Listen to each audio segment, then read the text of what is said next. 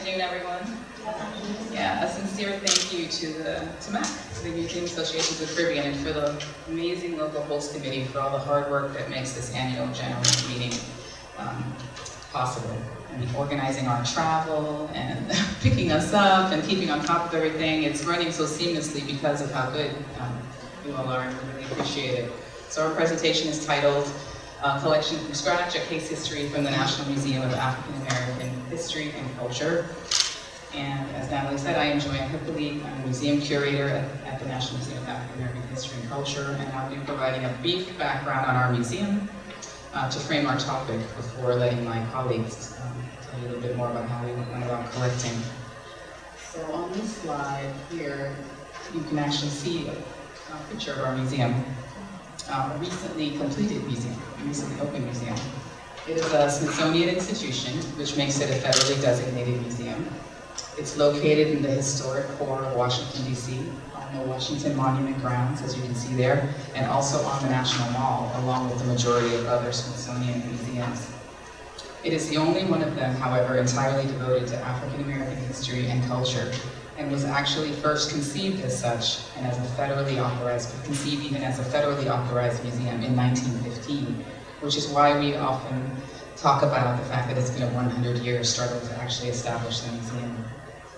The museum's mission is to make central the African American experience in American history and culture, a mission which the location of the museum on the grounds of the Washington Monument and on the National Mall physically embodies, as does its content. And I'd also say the opening seemed to embody it as well, because the one photograph, the one news piece that went around the world when we opened was the hug between First Lady Michelle Obama and former President George Bush, which seemed to shock everybody. It seems to really capture the idea of what our mission there says.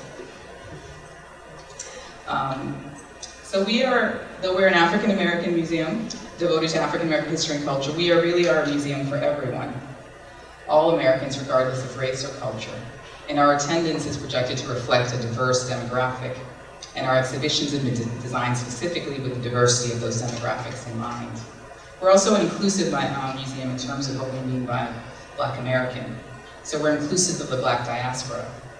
You'll see objects in our collection that actually reflect Caribbean, South American, Latin American heritage, because we understand that there's some stories that are similar within that region to our own stories as well. And we're also very sensitive to the fact that there's a lot of international diversity within African American culture itself.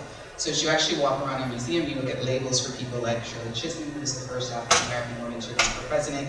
We state that she's of Barbadian and Guyanese descent. We state that Stokely Carmichael, who was a Black leader during the Black Power movement, was of Trinidadian descent, and you'll see Haitian culture also represented in the exhibition as well. So it's very inclusive of where people are actually, what culture is actually contributing to the African American experience.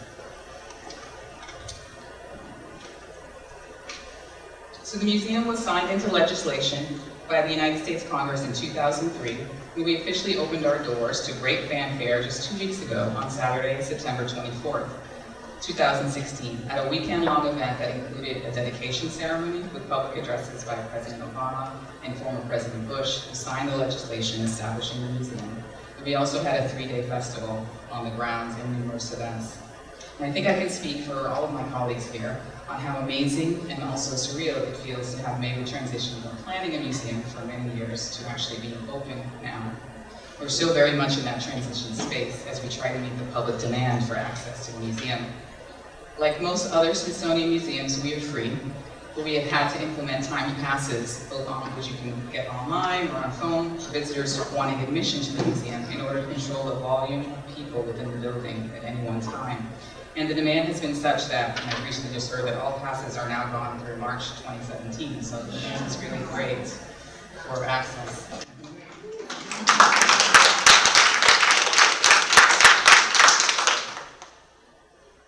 A few facts about the building, which you'll experience when you're inside. We are a 360,000 square foot museum. There are 80,000 square feet devoted to exhibitions alone. We have 13 inaugural and permanent, those are permanent exhibitions. There is a temporary gallery space as well, it's not open yet. From there we'll rotate exhibitions from time to time.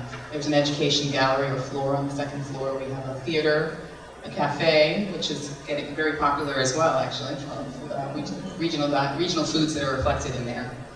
There's a library, family history center, a center for digital and media arts.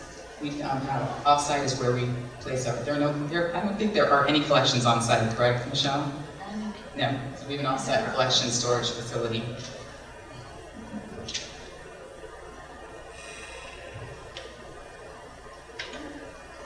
And then I'm going to show you some images of actually what you'll see if you go into the building. And these are mainly exhibition images. I chose these images largely because that's where our artifacts actually show up, and we're going to be talking about collections, but there are other things to see in the museum.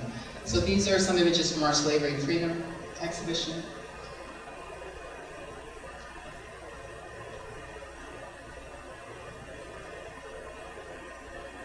From the A Changing America, 1968 and Beyond exhibition, which is the end of the 3 history exhibitions that we have to the present day. It goes all the way up into the Black Lives Matter movement.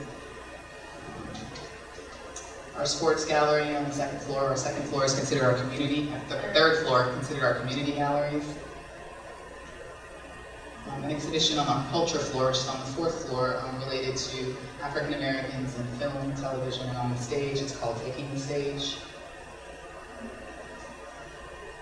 Our visual arts gallery. A lot of people don't know we actually have an art gallery and a strong art collection as well that we're building, which is quite a challenge to try to collect history, art, and cultural artifacts, and quite a competition for resources.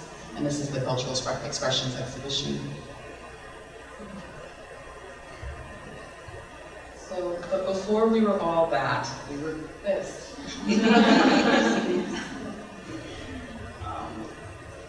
At the time that we opened our museum, our director likes to say, when he showed up for work in 2005, there was no site, no collection, no money, and no staff, just him and another person starting up on board. So we really did come quite a long way. We now have 37,000 objects in the collections, but also when we started, particularly when our first staff person started, there were 0 objects. We are the only Smithsonian museum to start without a founding collection. And actually, when I interviewed for my position in 2014, one of the things I asked our directors, where are we finding all this stuff? And we think about the fact that we founded we are starting collecting in 2005, and the fact that there are already so many other museums in the United States who have already been collecting the history of African American people, the histories of slavery artifacts, material culture from the civil rights movement. What are we going to fill this huge space with exactly, right? And the answers to the questions, that answer I think my colleagues are going to answer very well here. So without further ado, I will let them come on board and speak. And while they are speaking, I'm going to pass around these 2 copies of our souvenir book, which was recently just published, and it has images of lots of items that are in our lots of 37,000 items that are in the collection itself, so you can peruse it as we're talking about the collection.